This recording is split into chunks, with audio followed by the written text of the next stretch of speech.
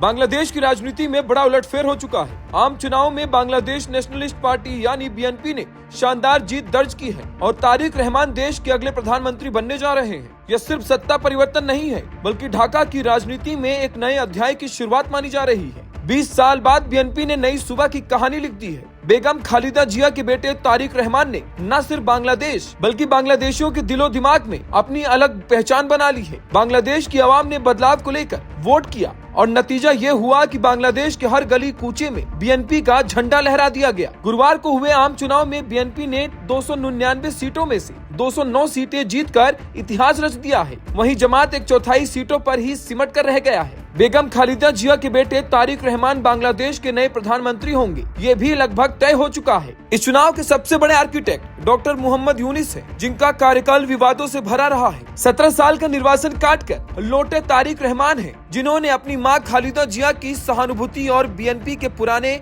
रसूख के दम बीएनपी की सत्ता वापसी करवा दी है। और जेनजी के जोश और नाहिद इस्लाम जैसे युवा चेहरों के बाद भी जमात इस्लामी को करारी शिकस्त दी है। 2024 की राजनीतिक उथल पुथल के बाद हुए इस पहले आम चुनाव में बीएनपी ने कट्टरपंथी मानी जाने वाली जमात इस्लामी को काफी पीछे छोड़ दिया है। इन सब के बीच बड़ा सवाल ये है, क्या यह बदलाव भारत बांग्लादेश रिश्तों को नई दिशा देगा? और चुनाव के बाद अंतरिम प्रधानमंत्री रहे मोहम्मद यूनुस का भविष्य क्या होगा? बांग्लादेश का इतिहास गवाह है कि बांग्लादेश में चुनाव हारने वाले नेता अक्सर देश छोड़ देते हैं, लेकिन मीडिया रिपोर्ट्स की माने तो यूनुस और तारिक के रिश्ते अपेक्षाकृत बेहतर बताए जाते हैं। यूनुस ने ही खालिदा जिया को सशर्त रिहाई दिलाई और तारिक के खिलाफ मुकदमे हटवाने में भी भूमिका निभाई है। ऐसे में उनका निर्वासन की संभावना कम मानी जा रही है। संभव है कि वे सामाजिक सुधार, शिक्षा और गरीबी उन्मूलन के कामों पर फिर सक्रिय हो जाएं। अगस्त 2024 में जब शेख हसीना की सरकार गिरी, तब देश सियासी उथल पुथल के दौर में गुजर रहा था। हालात ऐसे थे कि बांग्लादेश के गृह युद्ध की